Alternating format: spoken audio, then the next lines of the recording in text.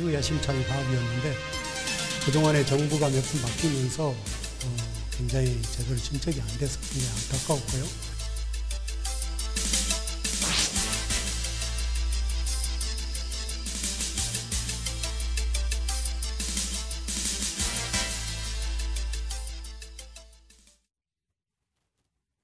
안녕하십니까, 김낙권입니다. 최근 22분의 주요 각계 인사들이 국립아시아문화전당을 찾았습니다.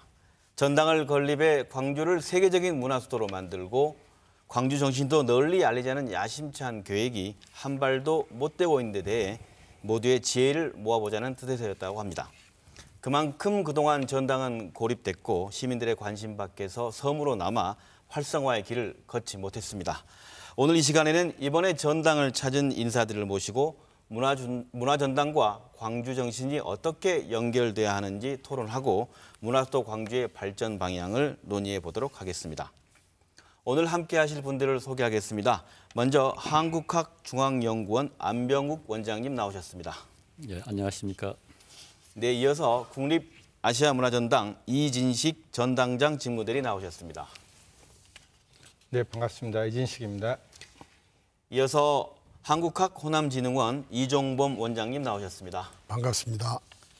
네, 끝으로 광주광역시 시민권익위원회 최영태 공동위원장 나오셨습니다. 안녕하십니까. 지난 월요일, 그러니까 6일이죠. 국립아시아문화전당의 각계 유명 인사들이 방문해서 전당 활성화에 대한 의견을 나눴다고 합니다. 오늘 오신 네 분 모두 참여하셨죠? 예. 네. 우선 그날에 이어서 오늘도 이 토론을 위해 먼 길 오셨습니다. 안병욱 원장님, 어떻습니까? 예. 국립아시아문화전당은 얼마 만에 오신 건가요? 금년 5월 18일 날 한번 둘러봤고요. 평소에도 지날 기회가 있으면 관심을 가지고 잠깐씩 들려보는데 지금까지 횟수로는 몇 번 됩니다만은 전체적인 것을 살펴볼 기회는 없었습니다. 이번에 그런 기회가 되지 않을까 은근히 기대했는데 이번에도 일부만 보고 갔습니다. 한번 둘러보신 소감 어떠셨던가요? 예, 기대가 굉장히 큰데 과연 내실이 그걸 따라가는지 좀 확인하고 싶고요.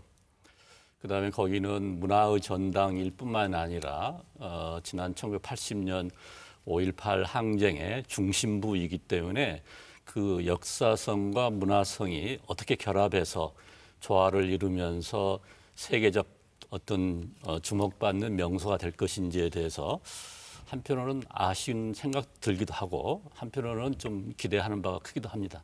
네, 이진식 전당장님 방문하신 인사들을 오늘 한 분 한 분을 맞이하는 입장이셨는데 시민들이 잘 모르시니까 어떤 분들이 오셨습니까? 예, 8월 6일 날 22분의 국내 저명 인사들이 광주를 방문해 주셨습니다. 문화예술, 역사, 환경, 교육, 그리고 시민단체, 그리고 광주 지역사회 명망가들께서 참여를 해 주셨습니다. 네. 그리고 최영태 교수님 그리고 우리 이종범 원장님께서 두 분께 우리 지역에 계신 분들인데 두 분 또한 우리 지역의 전문가라서 외지에 오신 분들을 함께 둘러본 소감이 남달랐을 텐데 어떠셨던가요? 최영태 우리 위원장님께서 말씀해 주신다면. 저는 문화전당은 여러 차례 왔었습니다만 도청 본관과 경찰청 등 여기는 7월 달에 한 번 왔고 이번에 왔고 그렇습니다. 한 달에 한 2번 정도 보게 되었는데요. 아마 저희들이 느낀 소감과 외부에서 오신 분들의 소감이 간담회 때 얘기를 들어보면 비슷하지 않았나 그렇게 생각을 하고 있습니다. 네, 우리 이종범 원장님께서는 어떠셨던가요? 참 광주 5.18이 광주만의 것이 아니었듯이 참 이번에 좀 이 광주 현안으로 떠오르고 있는 민주평화교류원을 중심으로 하는 이렇게 이런 현안에 대해서 참 이 각계 멀리서 이 염천지하에 참 정말 찾아오신 것에 대해서 참 고맙게 생각을 하고 또 아까 최영태 교수도 말씀을 했지만은 정말 서로 별반 다른 느낌이 없이 서로 같이 고민하고 같이 이렇게 잘 아름다운 모습으로 됐으면 좋겠다라고 하는 소망들을 서로 전달해서 그때 좀 저희 여기 사는 입장에서는 조금 우리가 좀 너무 무심했구나 좀 그런 어떤 아쉬움도 있고 미안함도 있고 그랬었습니다. 네, 이진식 그 전당에 이번에 방문하신 인사들을 이제 시청자분들 잘 모를 수도 있을 텐데 뭐랄까요, 이 아시아 국립문화 전당을 만든 분들, 그러니까 이창동 전 장관 같은 분들이라든가 어떤 좀 다시 한번 좀 구체적으로 소개해 주신다면 우리가 어떤 의미로 받아들여야 할지. 예, 이번에 참여하신 22분 중에는 국립 아시아 문화 전당과 아시아 문화 중심 도시 강주 조성 사업에 직간접적으로 고견을 주시고 네. 심지어는 주무장관으로 일을 했던 분들이 오셨습니다. 그래서 지금 현재 강주 지역사에서 국립 아시아 문화 전당 활성화가 중요한 이슈로 지금 이야기되고 있습니다. 그래서 어떻게 하면 아시아 문화 중심 도시로서 핵심 시설이라고 할 수 있는 국립 아시아 문화 전당이 제대로 운영될 수 있는가에 대해서 각계의 다양한 의견을 주셨다고 이해해 주시면 되겠습니다. 네, 그 전당님께서도 이 국립 아시아 문화 전당 사업에 처음에 기한자 아니신가요? 예, 2003년에 노무현 정부가 출범할 때 제가 담당 사무관으로 아시아 문화 중심 도시 강주 조성과 국립 아시아 문화 전당에 대한 기초 구상을 전문가들과 협의해서 장관께 또 대통령께 최종적으로 기한을 올렸던 담당 사무관으로 인연을 맺었습니다. 네, 그런 자리에서 또 각계 주요 인사들을 맞이했으니까 감회가 남다르셨을 것 같습니다. 그 안병욱 원장님께서는 또 그 진실 화해를 위한 과거사 정리위원회 위원장을 맡으시지 않으셨습니까? 예. 그런 차원에서 우리 시청자들이 왜 외지에 있는 주요 인사들이 오셨을까 할 때 예. 궁금해하실 수 있을 텐데 방문하게 된 그 계획이라든가 의미를 어떻게 설명해 주시겠습니까? 예, 조금 전에 저 이 단장님께서 설명을 하셨습니다마는 네.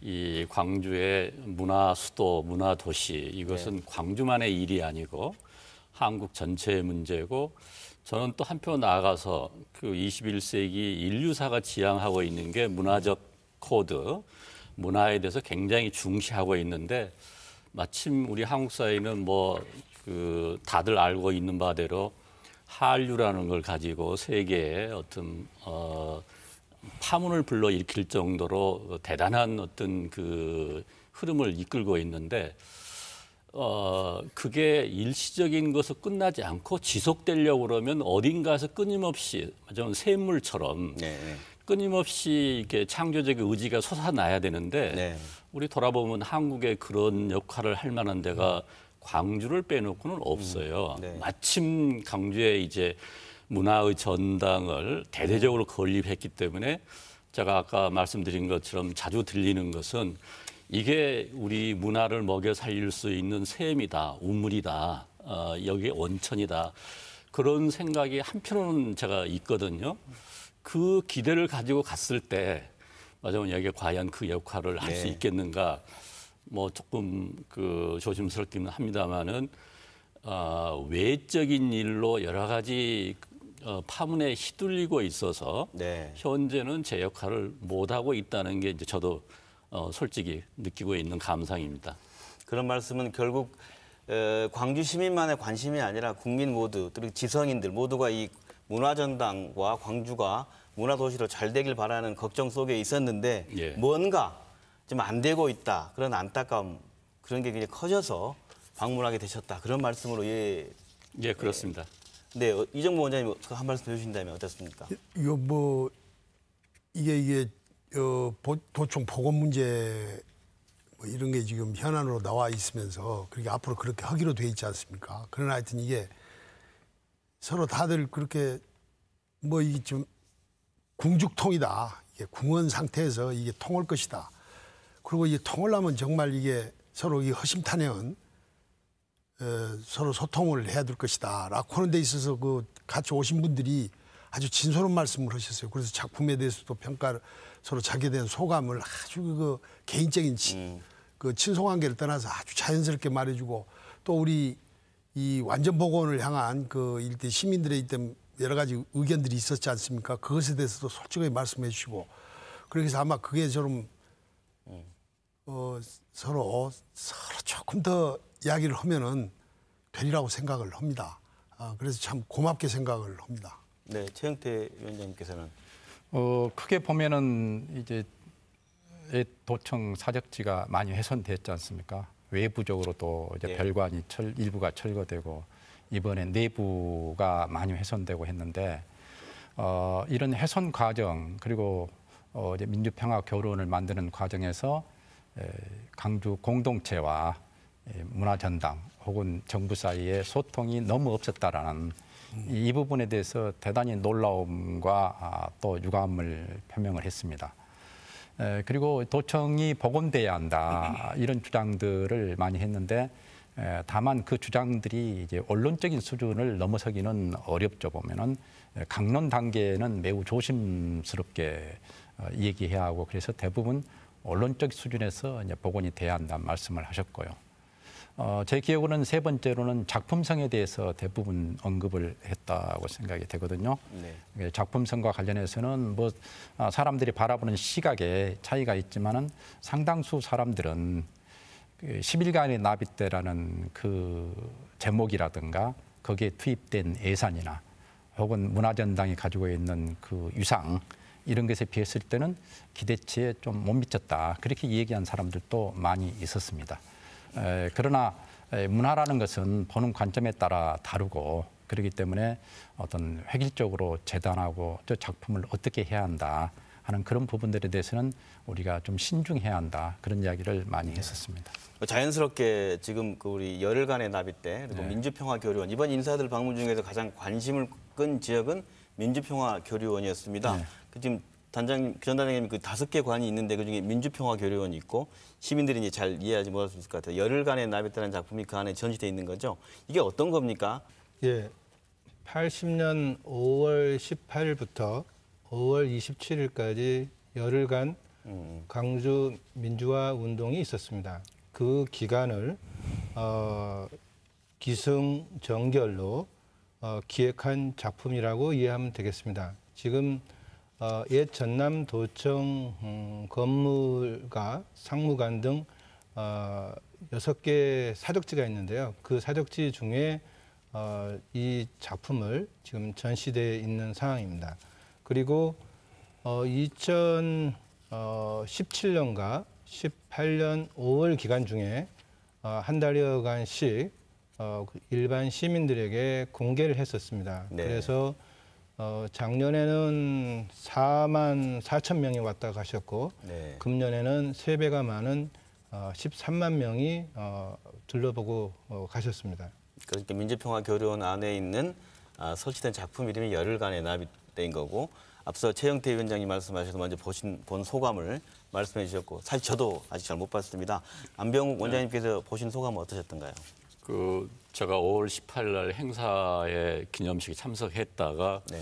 같이 오는 일행들하고 그 전남 구도청 지금 이제 항쟁 그 사적지 들어갔는데 그 전시회를 하고 있었어요. 사전에 아무런 그 정보도 없었고 안내도 없었고. 네. 그래서 이제 일행들하고 같이 쭉 돌아보는데 그때는 이게 어떻게 된 건지 제대로 설명을 듣지 못한 상태에서 네. 그냥 훑어봤었죠. 그러면서 이게 어떻게 해서 지금 설치되고 있는지 그 궁금하던 판에 이번에 이제 그 경위 그다음에 이것에 얽혀 있는 광주 시민사회하고 여러 가지 갈등 문제 또 더욱이 제가 놀란 것은 이 전시를 광주 시민들한테는 공개가 제대로 돼 있지 않고 일부에서는 철거하라고 하는 얘기가 굉장히 강하게 나왔다는 얘기를 이번에 듣고 그 마음속으로는 지금 굉장히 그 갈등이 있습니다. 제가 내친금에 제 의견을 말씀드리게 되면 네. 어떤 예술 작품을 예술 외적인 이유로 철거하랄지 공개를 하지 말랄지 하는 것은 역사적으로 굉장히 많은 그 논란을 일으킵니다. 네. 처음에 그걸 그냥 누가 몰래 설치한 게 아니고 오랫동안의 기획을 하고 전시 계획을 짜고 위탁을 해서 설치를 하다가 시설을 하다가 중간에 중단됐고 중단된 상태에서 그것을 철거하라고 이 얘기하는 것은 저는 그 외부적 시간을 봤을 때는 이게 광주 정신하고 맞겠는가.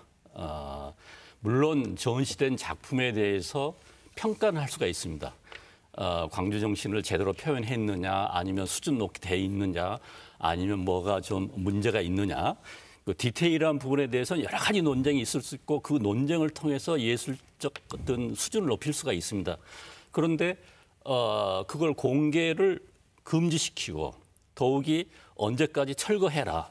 철거하는 게 마치 모든 사람의 공론인 것처럼 얘기하는 것은 또 다른 측면에서 논란거리라는 생각을 해서 광주 시민사회의 여러 가지 여론을 제가 그 속속들이 이해할 수는 없습니다만은 그 외형적인 결과만 놓고 봤을 때는 상당한 논란의 소지가 있다고 생각을 합니다. 네, 이에 대해서 뭐 다양한 의견 좀 듣고 싶은데요. 네. 저는 이제 그 보건 문제와 관련된 것인데요. 네. 이명박 정부가 이제 별관의 일부를 철거했고 박근혜 정부가 내부를 많이 훼손했는데 그런 가운데 이제 민주평화교류원과 관련해서 이제 작품 문제가 요즘 논쟁거리가 되고 있지 않습니까? 근데 이제 별관이라든가 혹은 본관의 상황실 이런 부분들은 당연히 이제 복원을 위해서 최대한 노력을 해야 한다고 생각이 됩니다. 그런데 작품과 특별하게 연관된 게 이제 경찰청이죠. 저는 하나는 저걸 이전 내지 철거했을 때 과연 그 전에 상태로 복원이 가능한가? 아무리 현대 기술이 이제 발달했고 했다 하더라도 일반인들이 그날 보면서 느낀 것들은 어느 누구도 저걸 철거했을 때 원형대로 복원이 가능하다라고 그렇게 얘기한 사람은 저는 보지를 못했습니다. 그래서 우리가 냉정하게 정말로 저걸 철거했을 때 원형으로 보존이 가능하다면은 회복이 가능하다면은 좀 무리를 해서라도 할 수 있을지 모르지만 그런 성과도 못 낸 가운데 작품만 철거하는 결과가 된다면은 이건 대단히 위험하다는 생각이 되고요.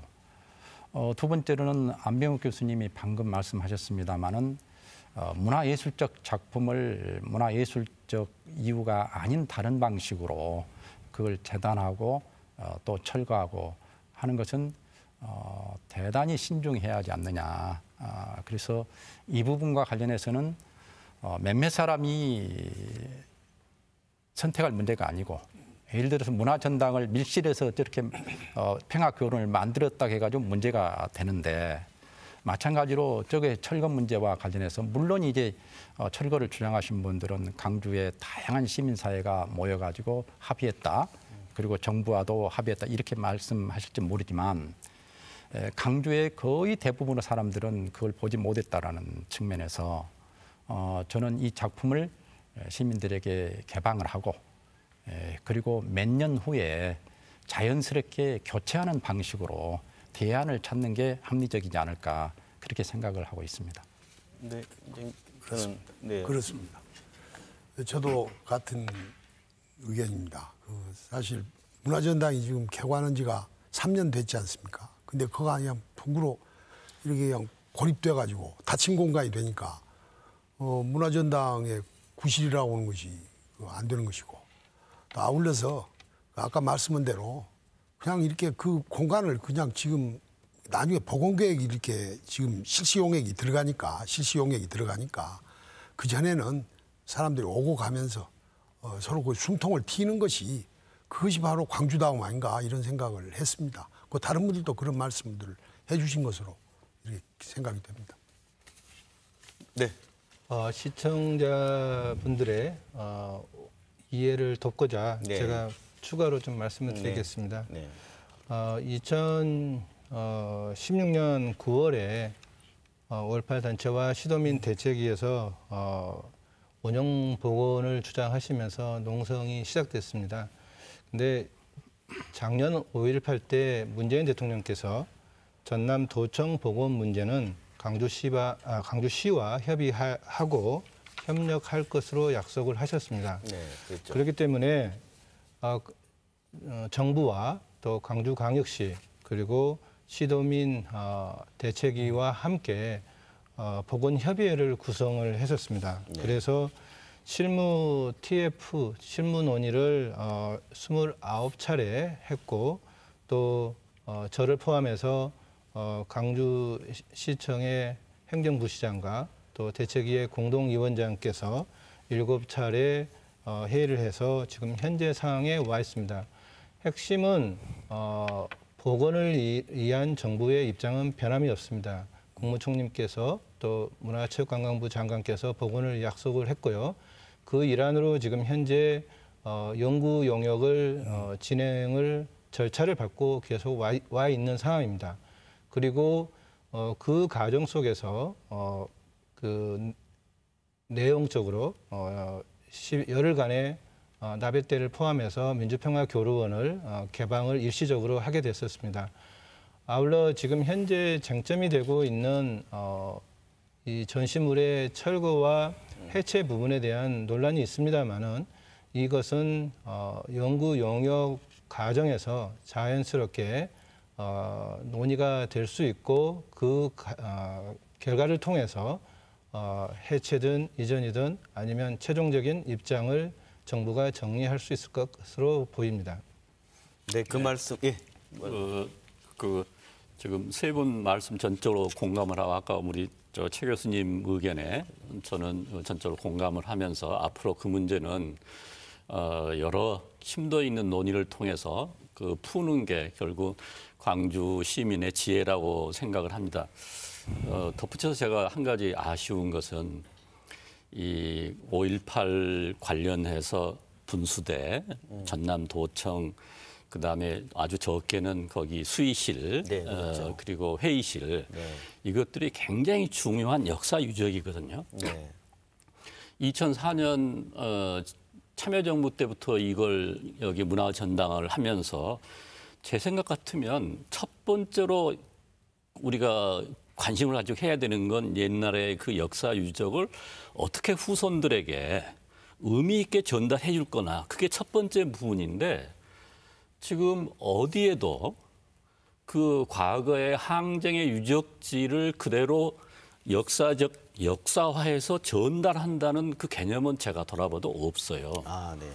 그게 이제 그 관련된 단체들이나 혹은 뭐 어머니 해들이나 어머니 분들이나 이분들이 그것에 대한 일종의 비판 의식, 불만, 문제 의식이 결국은 열흘간의 나비떼라는 전시 작품에까지 그런 식으로 파급 미친다고 생각을 하는데 기왕에 현 정부가 대통령부터 시작해서 총리, 장관들께서 복원하겠다고 약속을 했기 때문에 그걸 옛날 그대로 재현해서 복원하는 건 설령 그렇게 할 수 있다고 하더라도 그건 그렇게 적절한 방법은 아니에요.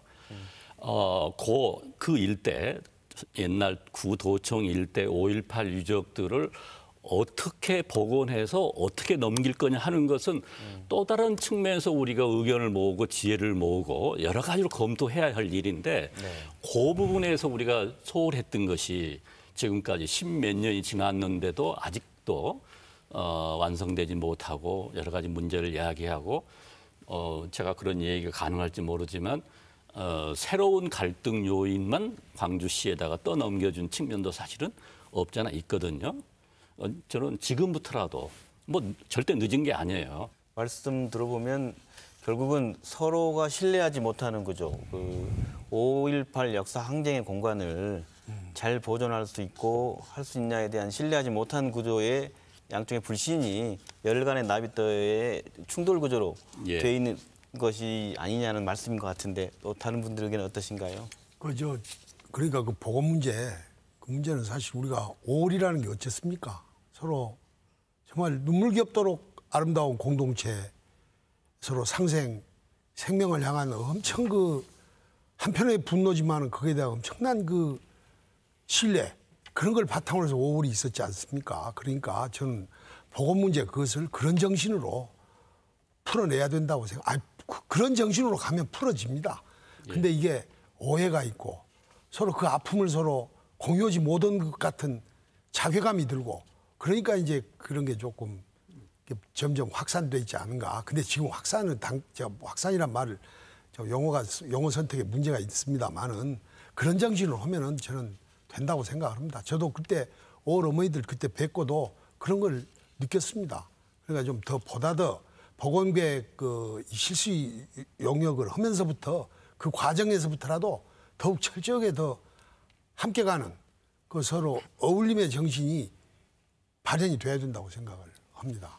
그 보건과 관련해서 한 말씀 드리면은 네. 이 강주시가 좀 더 주체적인 역할을 해야 한다는 생각을 네. 가지고 있습니다. 예, 도청의 이 별관을 허무는 과정, 또 내부 벽이 훼손되는 과정 속에 강주시가 아무런 그 모니터링을 하지 못했다라는 건 이것은 아무리 국가가 이 사업을 주도한다 하더라도 대단히 반성할 부분이 많다고 생각이 들어요. 우리 광주 공동체 전체를 보면 이건 뒷북축이거든요.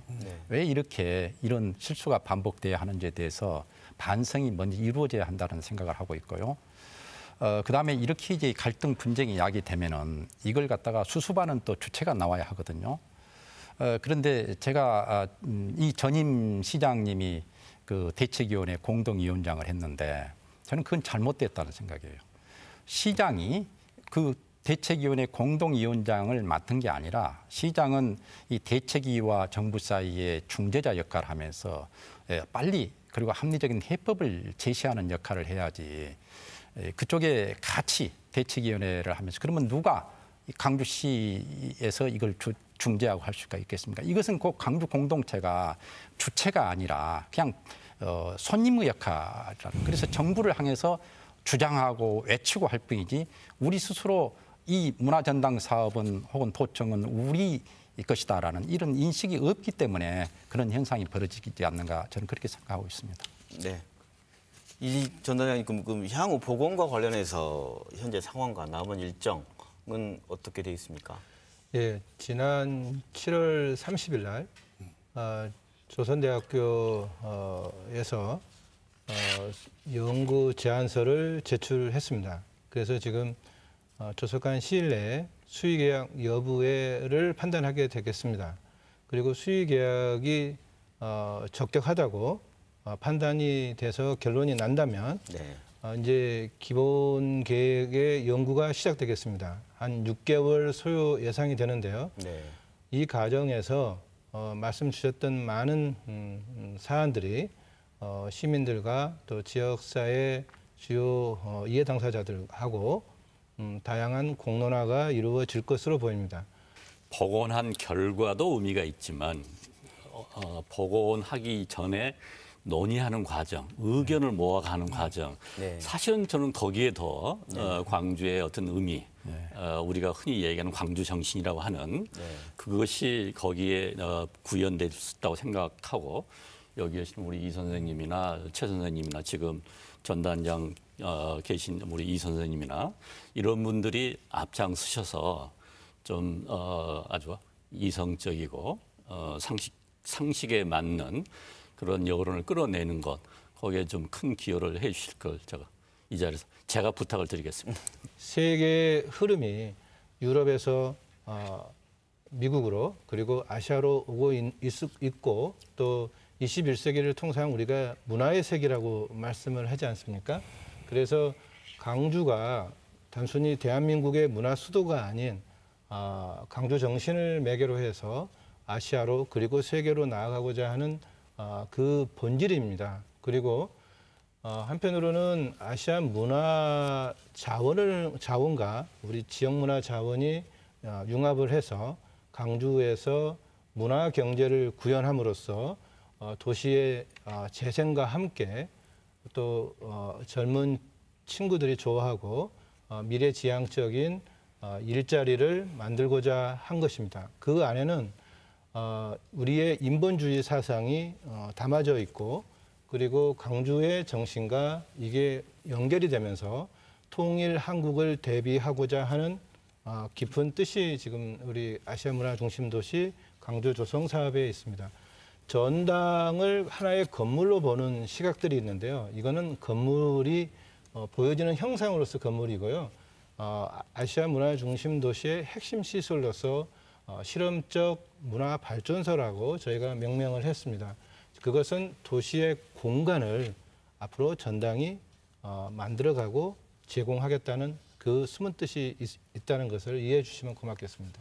예, 한 말씀 더 덧붙이게 되면 현재 일종의 좀 다른 표현이 마땅치 않다. 하드웨어는 다른 어디보다 우수하게 갖춰져 있는데 네. 문제는 그 내용을 채우는 일에 있어서 지금 사실 좀 미흡한 측면이 있어서 논란을 하고 있는데 조금 전에 통일시대 얘기했는데 한번 상상을 해보면 유럽에서 기차를 타고 유라시아, 시베리아를 거쳐서 오게 되면 어디까지 옵니까? 저는 광주가 종착역이 될 수 있다고 생각하고 네. 통일되기 전도 제가 오늘 서울서 내려왔는데 1시간 반, 2시간이면 오거든요. 그러니까 옛날과는 완전히 달라져서 이제는 세계의 젊은이들이 아니면 예술가들이 광주의 어떤 전시를 보러 광주의 어떤 그 예술 이미지를 얻으러 여기 반드시 올 수 있거든요. 콘텐츠만 제공하면. 그러니까 어디는 그런 생각을 가지고 있더라도 하드웨어가 없기 때문에 미처 못하고 있는데 여기는 그런 기반 시설을 기본적으로 10몇 년에 걸쳐서 엄청난 예산을 투입해서 만들었는데 저는 지금이라도 우리가 발상의 전환을 하게 되면 바로 어떤 문화에 관한 하는 광주를 한번 가봐야 된다. 그리고 조선시대 우리 이정범 선생님 전공이십니다마는 조선시대 이래에 문화적인 그 내적 역량을 충분히 가지고 있거든요. 굳이 예양이라는 표현을 들먹이지 않더라도 그러니까 역사적으로 우리가 그걸 할 수 있는 전통을 가지고 있고 현재 그런 기반 시설을 갖추고 있고 또 지난 80년 5.18을 통해서 지구상에 어디도 경험하지 못한 항쟁의 어떤 뜨거운 정신을 우리가 이미 모든 분들이 가슴속에 안고 있고 그렇기 때문에 누군가 좀 이걸 잘 엮어가게 되면 다른 표현을 이야기하게 되면 좀 구슬이 서말이 나는 있다고 생각돼요. 이걸 꿰는 일을 지금 미처 못하고 있는 게 현재 광주의 어떤 상징 표현이 아닐까. 네, 좋은 말씀입니다. 네. 저는 이제 우리 광주 문화도시로서의 발전하려면은 국가가 이제 많은 지원을 해야 하지만 동시에 문화전당이 강주에 있고 문화 중심 도시의 공간이 강주이기 때문에 강주 시민들이 이 사업의 주체로서의 의식을 가져야 한다고 생각이 들어요. 정부가 하는 일 이렇게 하고 돈으로 뭔가 해결될 거라 이렇게 믿는다면 이건 절대로 문화도시가 될 수가 없다. 강주 시민들이 주체가 돼야 한다. 그런 측면에서 문화 중심 도시 사업이 시작된 지 15년이 된 지금 광주 시민들의 문화의식이 변화가 있었는가 했을 때 전혀 변화가 없었거든요. 이것은 우리 스스로가 반성해야 한다는 생각이 들고 그다음에 이제 정부가 주체를 하더라도 강주시의 경우도 강주시에 보면 문화관광정책실장이 있죠. 이분이 강주의 어떤 문화정책의 이제 총괄 어떤 관리라고 과거에 볼 수가 있는데 문화정책실장의 임기가 평균 몇 년 정도 되었을까? 이건 그냥 다른 부서와 마찬가지 순환 보직의 일환에 불과하다. 문화라는 것은 절대 그렇게 될 수가 없는 거잖아요. 그래서 강주가 문화도시를 지향하고 그것도 한국을 대표하고 세계를 대표하는 문화도시가 되려고 하면은 강주시청에도 강주에도 문화 전문가들이 지금 좀 많이 나와야 한다는 생각이 들어요. 근데 그게 전혀 없거든요. 그래서 전국의 시민들을 다 바탕으로 문화 소유자가 돼야지만 우선적으로 강주가 이 사업의 주체로서 많은 반성을 저는 해야 한다고 생각이 듭니다. 그렇지 않으면 이것은 모래성 쌓기 사업이 될 수가 있다. 저는 우려를 갖고 있습니다. 사실 시민들의 가장 큰 걱정은 이 문제의 본질보다는 이 전체적으로 문화전당의 무슨 민주평화 교류나 하나 어떻게 하는 문제가 아닌 이 사업이 앞으로 그 광주를 변화시킬 큰 사업이 돼야 되는 그쪽 본질이 좀 늦어지는 거 아니냐. 그쪽에 좀 걱정이 큰 것 같거든요. 전 단장님 보시기에 지금 이 사업은 그 민주평화 교류는 5개원 중에 하나이고 전당은 문화수도 사업의 하나 일부에 불과하죠. 어떻습니까? 간략하게 설명해 주신다면. 네, 많은 분들이 아시아 문화 중심 도시 조성 사업과 전당과의 관계를 좀 이해도가 부족한 부분이 있습니다. 그 부분은 저희가 좀 죄송하게 생각하고요.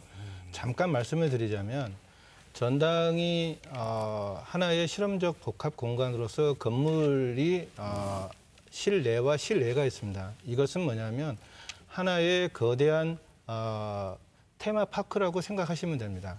그래서 2019년도에 어떤 주제를 가지고 창 제작을 공동으로 해보면서 그것을 실험적으로 광주의 스타트업과 벤처, 대학, 연구자, 창작자들이 함께 모여서 이것을 프로젝트 베이스로 해보는 거죠. 근데 광주가 가지고 있는 그 테마성이 있습니다.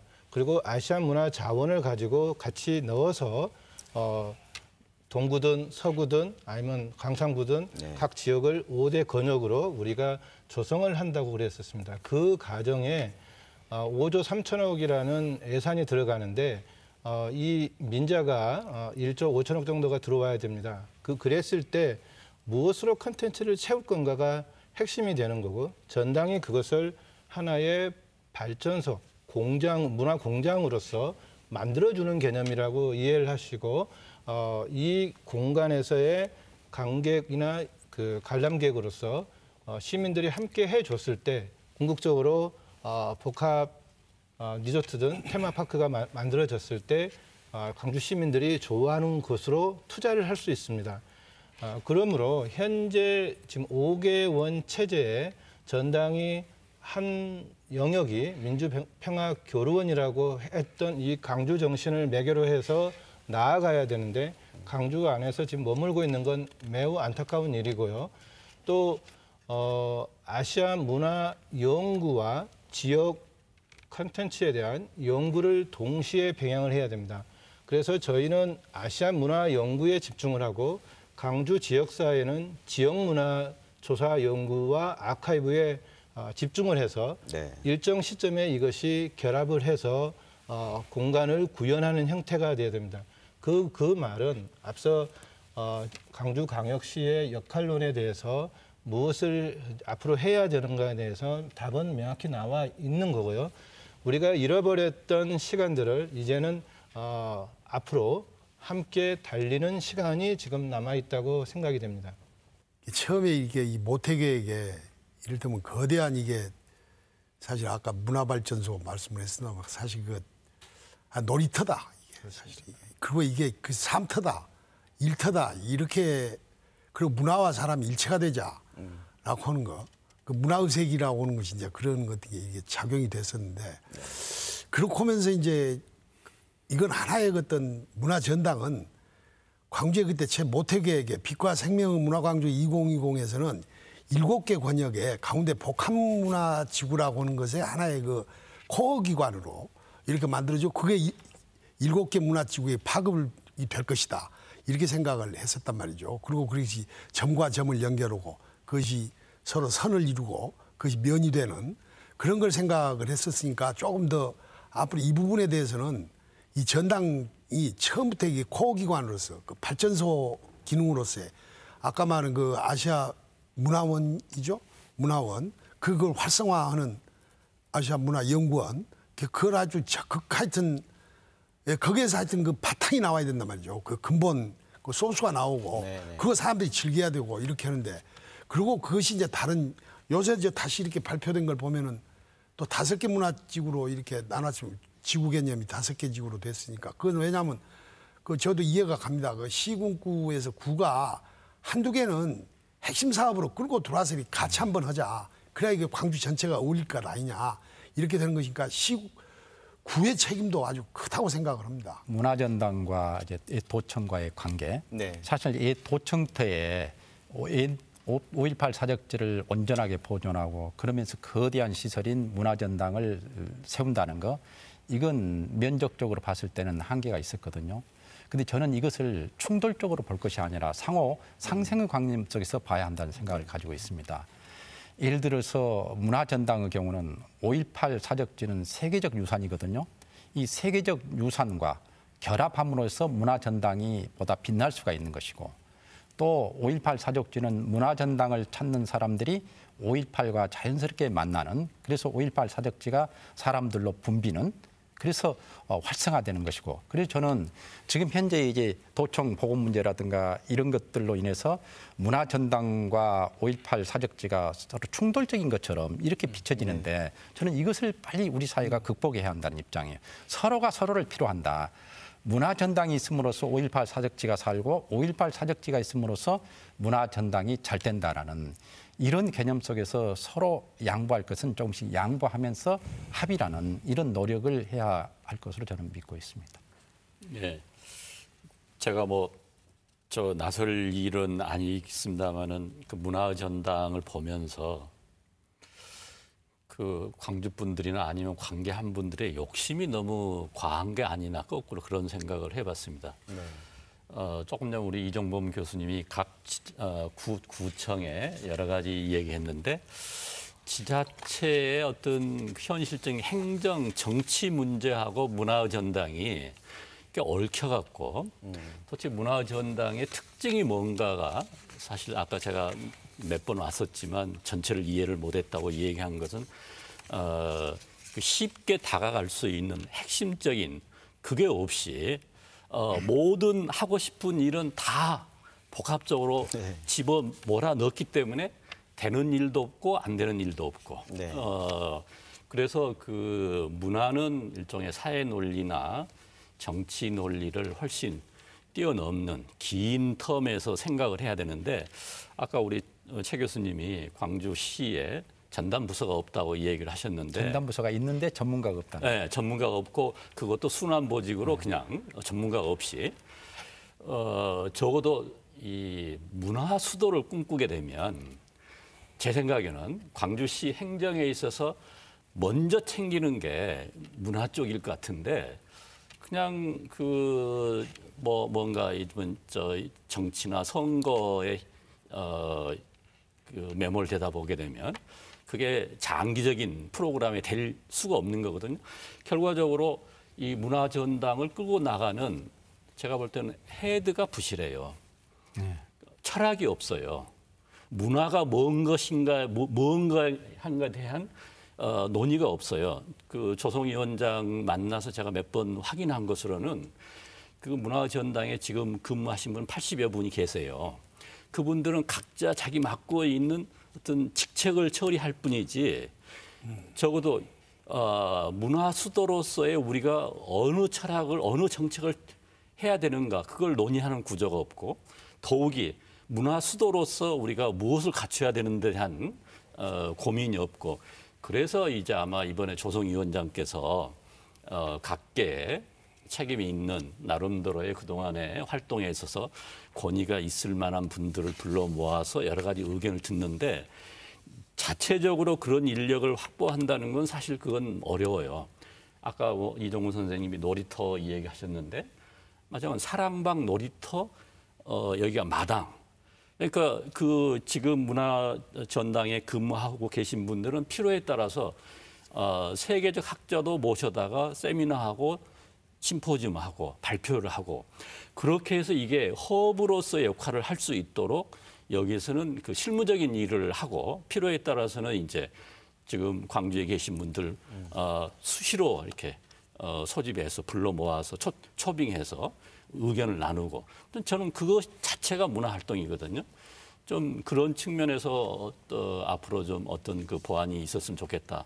지금 이미 그렇게 하고 있는지는 모르겠어요. 그렇지만 제가 외부에서 보기에는 좀 미흡한 것 같아서 한 말씀 드렸습니다. 네. 그 점에서 또 오해가 없도록 하기 위해서 네. 정확히 말씀을 드리겠습니다. 문화 도시를 우리가 만들고자 하는 겁니다. 근데 문화 도시는 문화체육관광부의 영역에서만 문화 도시가 있는 게 아닙니다. 도시 전반에 문화의 가치를 입히는 것이 우리가 지금 만들고자 하는 문화 도시입니다. 그래서 아까 강주시의 문화체육관광 정책실에서만 이 일을 한다고 생각하시면 좀 그렇고요. 강주시 전체가 문화도시를 만드는데 앞장을 서야 되고 가장 우선순위를 둬야 된다는 게 제가 보는 견지고요. 지금까지의 한류는 우리의 문화를 가지고 신터부리적 관점에서 나갔다면 저희는 15년 전에 아시아의 문화를 가지고 우리가 여기서 크리에이티브하게, 즉 창조적으로 만들어서 다시 아시아 각국과 49억 명이나 되는 아시아인들에게 아시아성을 다시 한번 인식시킴으로써 강주 정신과 아시아성을 결합을 시켜서 궁극적으로 미래 경제의 저작권을 염두에 둔 한류 4.0이라고 생각하시면 되겠습니다. 그래서 현재 저작권은 사후 70년까지 보장을 하는 거라서 강주의 많은 창작자, 그리고 대한민국의 창작자, 아시아의 창작자가 함께 살아가는 구조를 만들고자 하는 게 이 강주 정신의 큰 뜻이기도 합니다. 네, 알겠습니다. 지금 말씀 나누다 보니까 벌써 끝날 시간이 다 돼갑니다. 이거 문화전당 얘기를 들어보면 단순한 전시시설을 만들려고 하는 게 아닌 광주라는 도시를 아시아의 세계에 아주 커다란 어떤 문화도시로 만드는 실험적인 노력들이 진행되고 있는 거 아닌가 생각됩니다. 끝으로 각자 여러분께 생각하는 지금 오는 11월이 되면 이런 논란 속에서 개관 3주년을 맞게 됩니다. 문화전당이 앞으로 어떻게 나아가야 될지와 또 오늘 주제인 광주 정신과 어떤 문화도시 이 부분에 대한 것들을 통해서 한 말씀씩 마무리 말씀만 해주시고 토론을 마무리하도록 하겠습니다. 어떤 분부터 먼저 말씀해 주실까요? 원장님. 네. 예. 그 세계인이 주목하고 있는 게 작년, 재작년 이른바 그 촛불 항쟁입니다. 거기에서 특히 이제 사람들이 놀라고 주목하면서 의미를 부여하는 게 1,000만 명, 2천만 명이 모인 항쟁을 하면서 단 한 건의 어떤 물리적 폭력이 일어나지 않았다는 것인데 저는 그 원형이 80년 5월 광주에 시작돼서 그 이른바 그 공동체라고 얘기하는 그 정신이 구현돼서 87년 6월 항쟁에 어떤 폭력이 없이 물론 경찰이 야기한 폭력은 있었습니다만은 민주적인 87년 혁명을 완성을 했고 그게 다시 확대돼서 지난번 박근혜 정부 탄핵을 이끌어내는 아주 핵심적인 요소인데 그만큼 광주에서 일어나고 있는 이것들은 광주를 넘어서 한국을 넘어서 지금 우리 전 당장님 말씀하신 것처럼 아시아, 세계에 중요한 역사적 교훈을 작용하고 있거든요. 그러니까 우리도 모르는 사이에 그만큼 세계적 주목을 받고 있는 정점에 있는데 내부에서 이 아시아 문화전당과 이 복원 문제로 불필요한 갈등을 야기한다는 것은 그 사정을 알게 되면 사실 어떤 면에서는 조금 안타깝기도 하고 저는 차제에 이런 부분들을 어떻게 우리가 슬기롭게 극복해 가느냐 하는 것이 또 다른 이 측면에서의 광주가 보여줄 수 있는 지혜고 교훈이 아니겠느냐 하는 생각을 합니다. 네, 말씀 고맙습니다. 네. 저는 말씀하십시오. 우리가 그 아까 상상과 창작, 창조 이것이 같이 이루어지려면 요새 새로운 개념에 그 뭐 국립도서관에서도 그게 이렇게 실험을 하고 있다고 이렇게 하고 알고 있습니다만 그 아카이빙과 그 라이브러리, 그 도서관 기능과 또 뮤지엄 이게 전시 기능이 한때 어울리는 그런 좀 조금 그것에 대해서는 좀 각별하게 뭐 그걸 뭐 라키비움 뭐 이렇게 몇 자 이렇게 따서 라키비움이라고 새로운 조도 만들어내고 그러는데 그런 방면으로 좀 더 사람들이 더 많이 훨씬 더 많이 모이고 사람들이 훨씬 더 서로 즐거워할 수 있는 그런 공간이 될 수 있지 않을까 이런 생각을 합니다. 거기에서 자연히 광주 정신이 관통이 되고 그게 구현이 되고 이럴 수 있지 않을까 이런 생각을 해봅니다. 네. 저는 이번 5.18 38주년 기념식을 보면서 이 기념식 프로그램이 뮤지컬 등 문화 프로그램과 많이 결합되어 있었거든요. 그래서 딱딱한 기념식이 대단히 친근감 있고 그러면서도 진한 감정을 불러일으키는 그런 행사였습니다. 저는 강주의 5.18과 문화가 결합되는 그런 도시, 그래서 문화와 인권과 그다음에 민주, 평화가 함께하는 품격 있는 도시. 이것은 대한민국의 국력 정도면 강주라는 이 도시를 아시아를 대표할 수 있는 그런 품격 있는 도시로 만들 충분한 능력이 있다고 생각이 됩니다. 그런 실험 장소가 되었으면 좋겠고요. 그리고 문화전당 활성화 관련해 가지고 미래의 문화 소비층, 창작층을 만들려면 지금의 어린이, 청소년들에게 많은 투자를 해야 한다는 생각이 들어요. 그래서 문화전당, 특히 어린이 문화원 같은 경우는 어린이들에게 무한한 상상력과 그다음에 창의성을 심어줄 수 있는 것이거든요. 그래서 문화전당이 우리 교육청과 보다 긴밀한 협력을 해서 이 문화전당이 우리 지역 아이들의 제2의 교실이 되도록 만들어줬으면 좋겠다는 그런 바람을 가지고 있습니다. 네. 네, 아시아 문화중심 도시 강주를 조성하기 위해서 국립아시아문화전당은 앞으로 더 경계를 허물겠습니다. 국립아시아문화전당을 만들기 위해서 건립을 한 게 아니라 아시아 문화중심 도시를 조성하기 위해서 전당이 필요했었습니다. 그것은 곧 경계를 허물기 위한 전략입니다. 강주에서 호남으로 그리고 국내로 또 아시아로 글로벌로 나가기 위한 그 경계를 가감하게 허물기 위한 것입니다. 지금 현 정부가 유라시아 남방 정책을 양수 겹장으로 지금 진행을 하고 있습니다. 통일한국을 대비하면서 지금 하고 있는 거죠. 그 말은 아시아를 지금 교두보로 삼아서 우리가 이미 15년 전에 국토 균형 발전과 또 글로벌 문화 외교 전략이 지금 이 아시아 문화 중심 도시 속에 지금 구현되고자 하는 것입니다. 강주 정신은 강주에서 경계를 가다 놓을 이유가 없습니다. 앞으로 강주 정신이 아시아로 세계로 나아갈 수 있도록 함께해 주시고 국립아시아문화전당은 바로 주인공은 당신입니다. 당신이 사랑을 해 주셔야 전당이 곧 잘 될 것이고 강주가 잘 될 것입니다. 네. 네 분 말씀 잘 들었습니다. 아이고, 감사합니다. 네. 네, 광주가 문화수도로 도약하기 위해서는 무엇보다는 광주가 갖고 있는 유산과 정신을 잘 담아내는 노력이 중요해 보입니다. 현재 벌어지고 있는 갈등도 어떻게 보면 아시아 BTS 문화전당이 광주의 유산이 되기 위한 고난의 과정의 하나가 아닌가 생각됩니다. 어떤 결론이 나건 문제를 해결하는 데 외부의 얘기도 많이 듣고 시민 모두의 관심과 발언도 늘어나는 민주 공동체의 성숙한 모습이었으면 합니다. 오늘 토론 시청해 주신 여러분 감사합니다. 저는 다음 주에 뵙겠습니다.